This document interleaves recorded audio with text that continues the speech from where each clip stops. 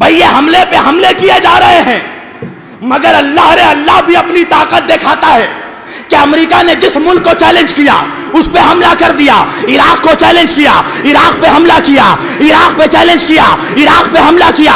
अफगानिस्तान को चैलेंज किया, अफगानिस्तान पे हमला किया। बोस्निया को चैलेंज किया, बोस्निया पे हमला कर दिया। मगर आज तक कई सदी गुजर गए, ईरान को चैलेंज करता रहा, आज तक ईरान के सामने नहीं आया। इसलिए कि इसे मालूम है कि मैं मरहब हूं और मुकाबले पे अली खामनाई खड़ा है।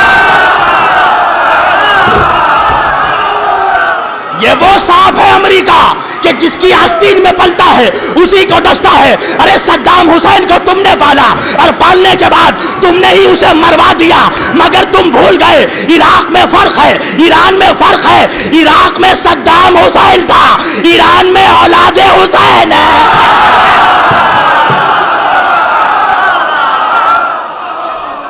यहां औलादे हुसैन है। इसीलिए अल्लामा इकबाल ने कहा था कि ईरान होकर आलम मशरिक का जनेवा, शायद कुर्रे अर्ज की तकदीर बदल जाए। किसी की ताकत नहीं है कि उस सरजमीन पर हमला कर दे, इसलिए कि ये मेरा और अकीदा ईमान नहीं है, मेरी दलील है। भाई आज भी हर मुसलमान जब अपने घरों से निकलता है तो उसके बाजुओं में क्या बांधा जाता है? क्या इमाम जामिन बांधा जाता है? किस लिए बांधा जाता है? क्या जब भी जहां भी जाएगा हर हमले से महफूज रहेगा, हर मुसीबत से महफूज रहेगा। अरे तुझे नहीं मालूम जिसका नाम हमारे हाथों में बना है उसका रोजा ईरान में है।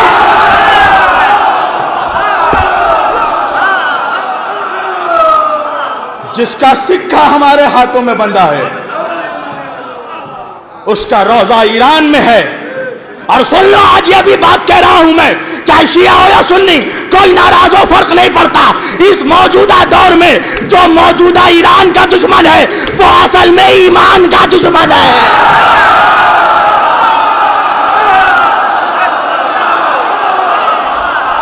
और मैं दावे बेदलील नहीं करता। मैं जब तक ईरान नहीं गया था मैंने यही सुन रखा था भाई, मैंने यही सुना था ईरान में विलायत फकी है, ईरान में विलायत फकी है, ईरान में विलायत फकी नाफिज है। मगर जब मैं ईरान गया तो मुझे मालूम पड़ा ईरान में विलायत फकी नहीं नाफिज है, ईरान में विलायत अली नाफिज है।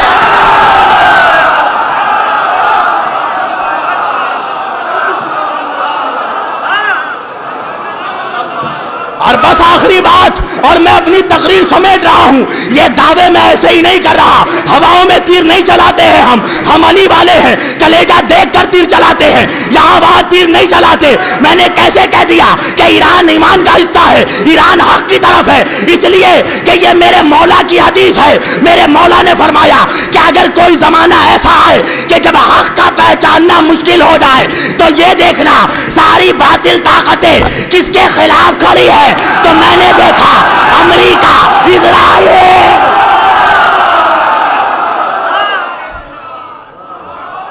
अल्लाह कम ही लोगों को क़यादत से नवाजता है, मगर मैं इस बात से कतअन भी डरता नहीं हूं, इसलिए कि किसी के बाप के मिंबर पे नहीं बैठा हूं, हुसैन के बाबा के मिंबर पे बैठा हूं।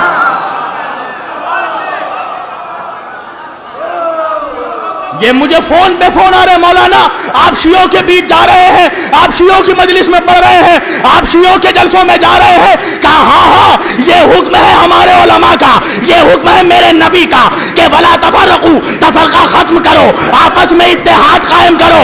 और मैं आपको बताता हूं कि आज शिया सुन्नी इत्तेहाद का दुश्मन कौन है? शिया सुन्नी इत्तेहाद की मुखालिफत अगर शिया करे तो समझ लीजिए वो शिया नहीं है, अगर सुन्नी करे तो समझ लीजिए वो सुन्नी नहीं है। शिया सुन्नी इत्तेहाद से सबसे ज्यादा प्रॉब्लम शैतान को है।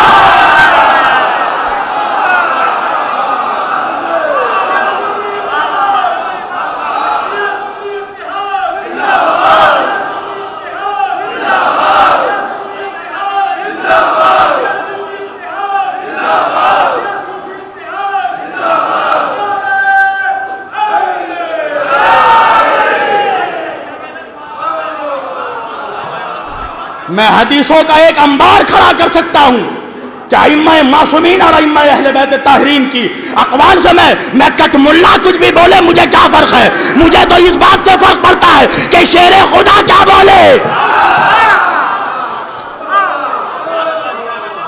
चाहे शिया मुल्ला बोले चाहे सुन्नी मुल्ला बोले, मुझे कोई फर्क नहीं पड़ता।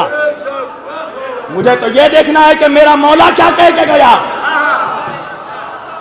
अंबार लगा दूंगा मैं तारीखों की इसी इमाम बारगाह में, मौला के बारगाह से बोल रहा हूं, इनकी अताओं पे भरोसा करके अंबार लगा दूंगा तारीखों की, हदीसों की। साबित कर दूंगा कि किसी इमाम ने कहा कि आपस में तफरका कायम करो।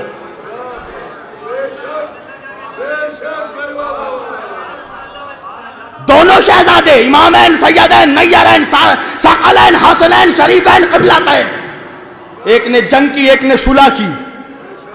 इसका यह मतलब नहीं है कि दोनों के मिजाजों में फर्क था। अगर हसन की जगह हुसैन रहते तो सुलह करते, हुसैन की जगह हसन रहते तो जंग करते। जाके मौला से पूछो मौला आपने इत्तेहाद क्यों की। इत्तेहाद का सुलह का यह मतलब थोड़ी है कि मौला ने बैत कर ली। इमाम हसन से पहले तो उनके नाना ने सुलह की थी कुफारों से, अबू लहब से, अबू जहल से, अबू सुफियान से। तो क्या मतलब है कि अबू सुफियान के हाथ में बैत कर ली थी।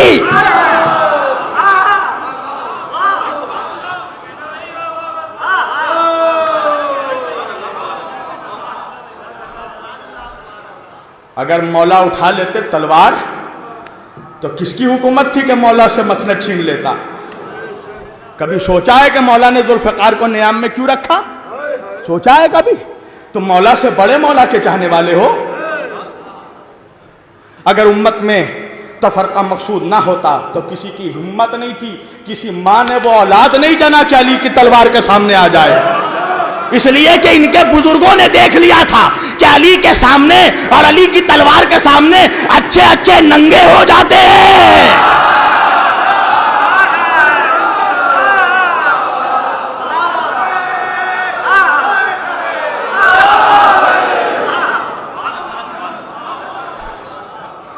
जब मौलाना कल्बे जवाद साहब ने मुझे इस अशरे के लिए कहा तो मैंने लब्बैक कहा, क्योंकि हिंदुस्तान में आज ऐसी कोई दूसरी क़यादत नहीं है।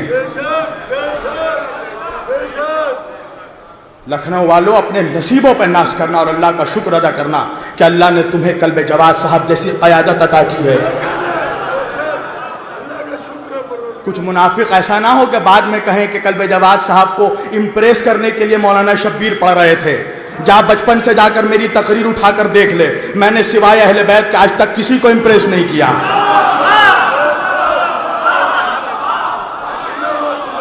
इम्प्रेस वो करे जो जलसों का लालची हो, इम्प्रेस वो करे जो महफिलों का लालची हो।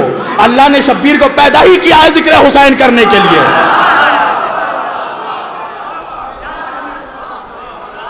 मुझे तो सिर्फ अहले बैत से मकसूद है। अगर इम्प्रेस करना होता तो मैं कभी यहां आता ही नहीं। मेजॉरिटी सुन्नियों की है, मैं उनको इम्प्रेस करता। यहां क्यों आता अक़लियत में? मैंने कहा कि मैं अपने हुसैनी भाइयों के पास जा रहा हूं। जिस 12 इमाम को वो मानते हैं उसी 12 इमाम को मैं मानता हूं।